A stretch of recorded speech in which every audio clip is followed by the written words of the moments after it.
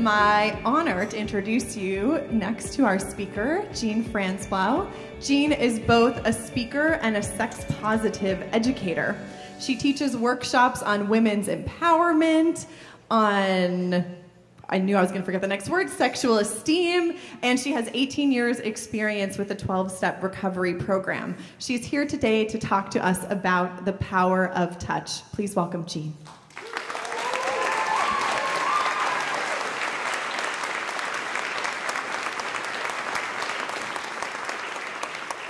Wow, beautiful music. Am I on? Am I official? Can you hear me? Yeah. The phrase touch deprivation is a good one because it assumes that touch is a need and that without it, that there are consequences. And I'm here to tell you that it is a need and that there are consequences. There are studies and research that reveals that touch deprivation impacts your level of stress. It also has effect on your capacity to sleep deeply. It impacts your immune system and also your cardiovascular health.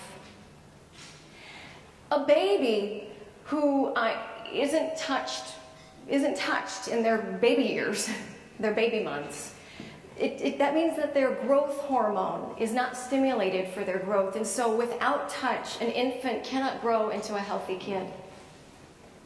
And so even with all of these facts, absolute scientific facts, the issue is it's a silent problem, a silent issue.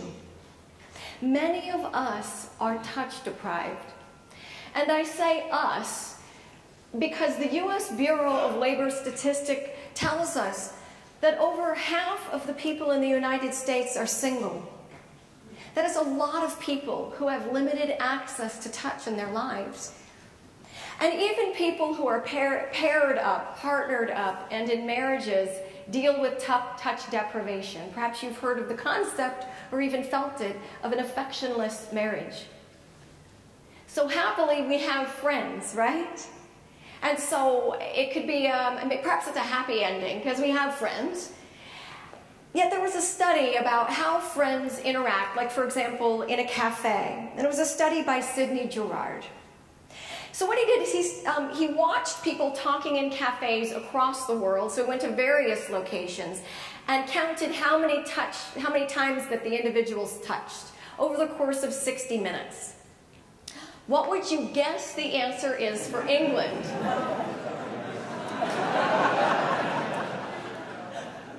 And for the US, we can be proud that in moments and bursts of enthusiasm, our number is 2. Be proud. What do you think that it is for France? Please call it out. 5? Maybe it's 15.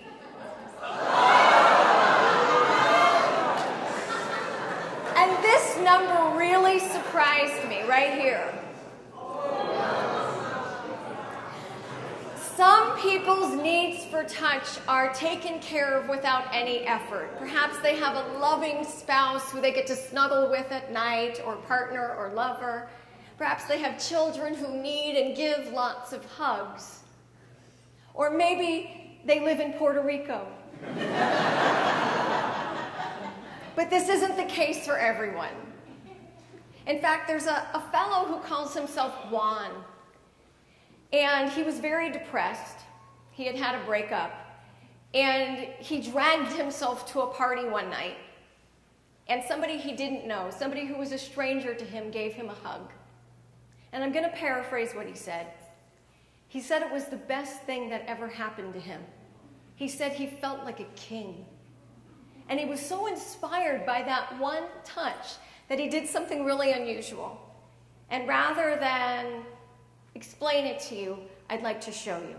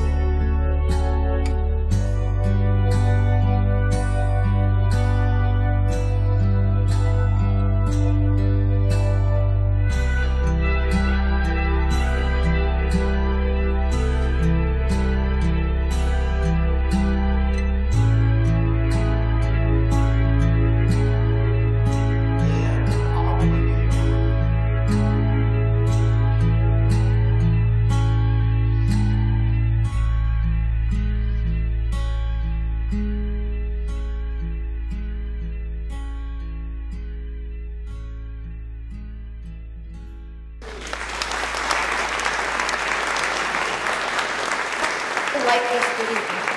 Can you hear me okay now? All right. And I think that there's so many people come back to it again and again is because the touch-starved come in every size and shape and gender and socioeconomic level. The touch-starved live in studio apartments and mansions alike.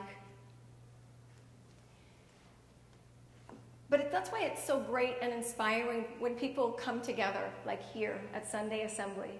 So moving to hear your laughter and your applause just now. And yet, even when people are in close proximity, there can still be a divide.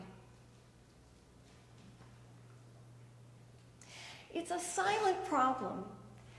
Like it's not super accepted to talk about it. Like you're at the copy machine at work and somebody says, "How you doing?" And you say, "I could use a snuggle." It doesn't often happen. And then HR is involved. Touch is taboo at work. I should know, as I took a part-time job working in cubicle environment, I'm like, I'm starving here. And forget about it in our culture if you're a man. Men's needs are vilified. Men's needs for touch are vilified as wanting only one thing.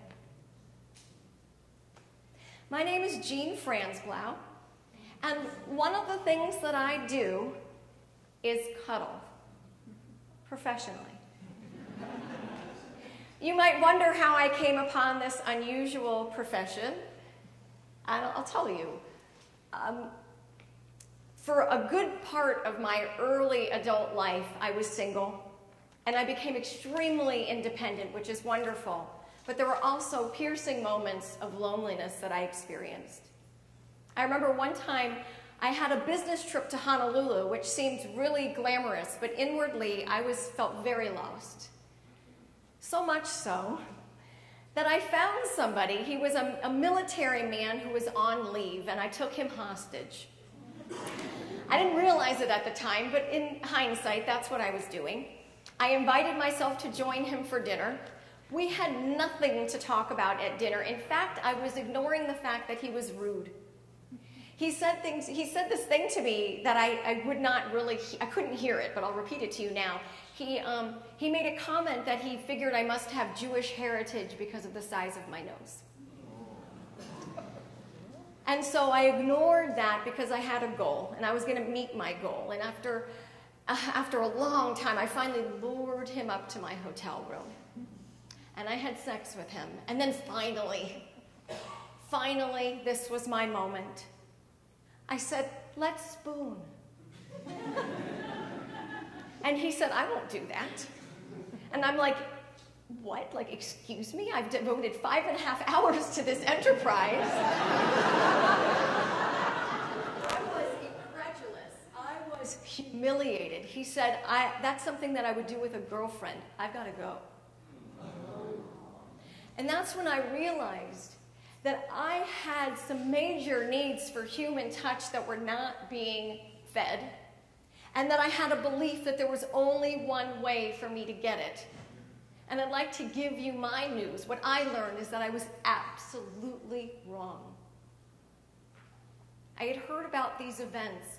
They were called cuddle get-togethers. And I became fascinated with them, and I kept Googling Los Angeles and cuddle, trying to find one.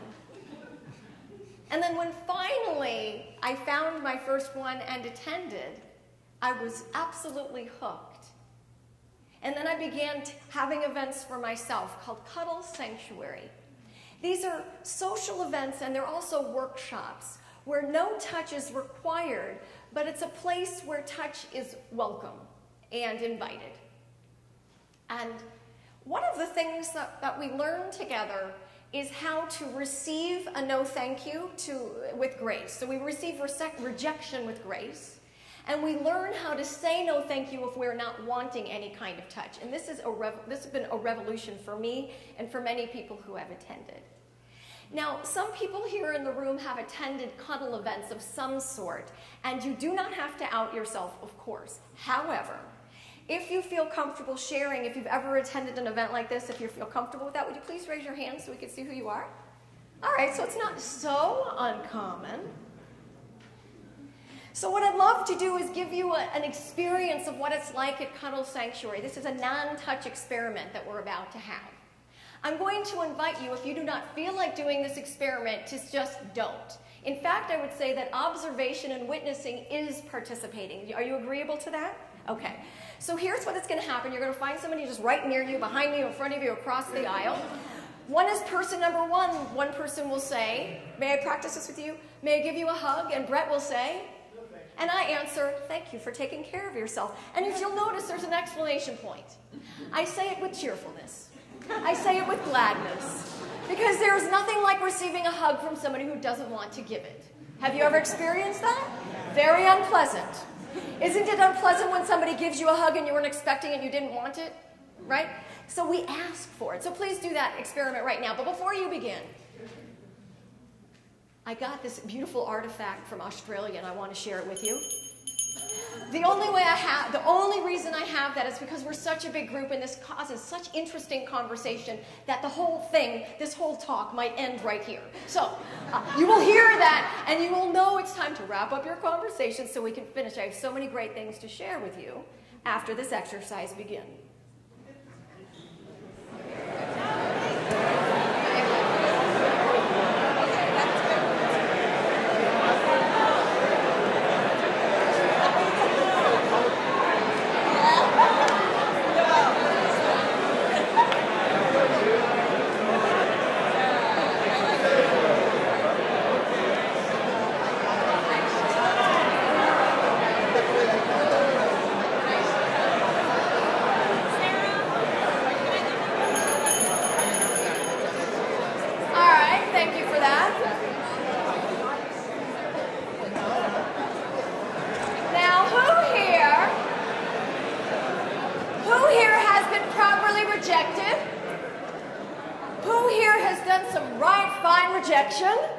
And we all survived. Congratulations, give yourselves a hand.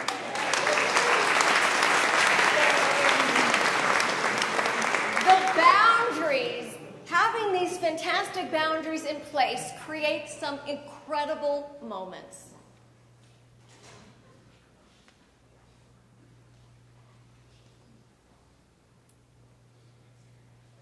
And one of the reasons why is that at least 20 seconds of touch, so sustained touch, gets the oxytocin running in your body. Oxytocin is a peptide hormone that only exists in mammals. And some people call it the hug hormone, the cuddle chemical, because it gets ignited when a mother breastfeeds a child. It gets ignited when people share that loving touch for about 20 seconds or so. And I would like to give you an experience of what this is like. So, once again, you have an option to opt out. The only people who will officially be participating are the ones who are feeling emboldened to ask somebody else to participate with them.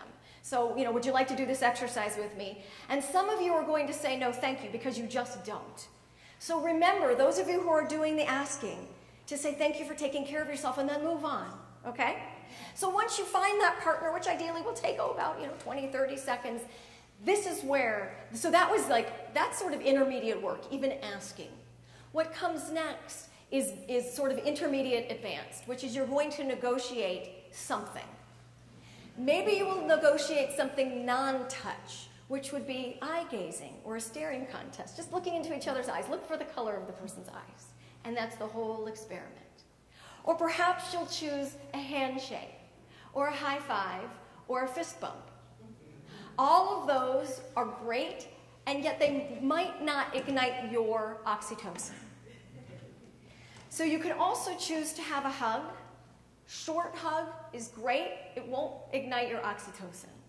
So the two things, this is advanced work if you choose to do this, the two things that would be a hug for at least 20 seconds, just hanging out there, breathing, feeling the person.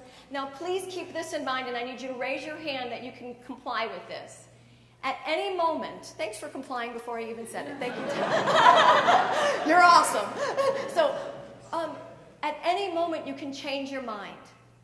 You can say to a person, yes, I'd like to do this exercise with you. No, I just changed my mind. You can say, yes, I'll have a hug with you. I've just changed my mind. Or you can say, I'll do a long hug. You know what? I need a short hug. Thank you. And the other party will say, okay. So you're welcome to do this with somebody that you know. You're welcome to simply watch what happens around you. That's participating. And you're welcome to do this with somebody you don't yet know. You get to choose the experience you want to have. This is going to take just like a minute or two. And then you know the sound that you will hear, that you will really hear it. And you will really have a seat so we can continue on. Okay, go. Begin. Stand and do.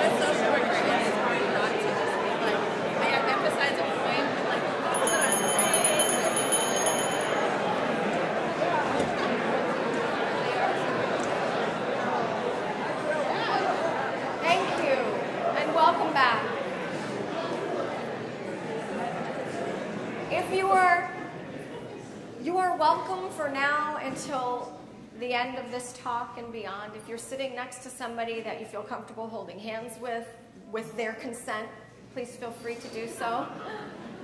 Please feel free. Please feel free. So this is a powerful experience, and not everybody had a terrific time. I want to acknowledge that. Some of you might be like, wow, that was awesome, and others of you are like, and now I feel horrible. For a variety of reasons. Maybe it's because you chose not to and you're like, wow, I missed something great.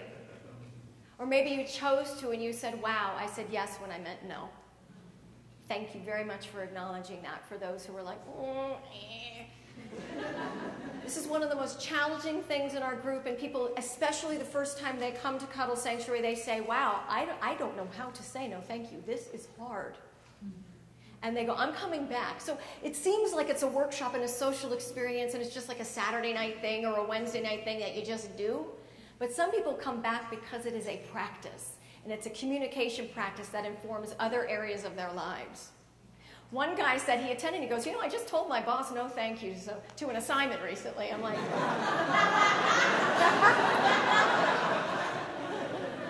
and I've heard some incredibly empowering stories from people who have attended. And we've got a lot of frequent flyers as well. So I appreciate your courage in participating in any way that you did. And my big passion here is that we begin to consider that touch becomes a priority in our lives. And I'll just say it for myself. I've become to make it a practice, a health practice. Before we get more into health, I want to talk to you about some unusual, well, let me tell you about Edmund Rolls. He's a neuroscientist. He says that touch activates the brain's orbitofrontal cortex, which is linked to feelings of reward and compassion. And perhaps just by putting your head on somebody's shoulder or holding hands as you might be right now, or that hug that you got, you might feel that sense of reward right now, like you got something yummy, or that feeling of compassion that the heart opens a bit. But for adults, the benefits of touch might surprise you. There was a study published by the journal Emotion that found that when NBA basketball players, the ones that touch more often, win more games. And then we get back to the physiological benefits of better sleep.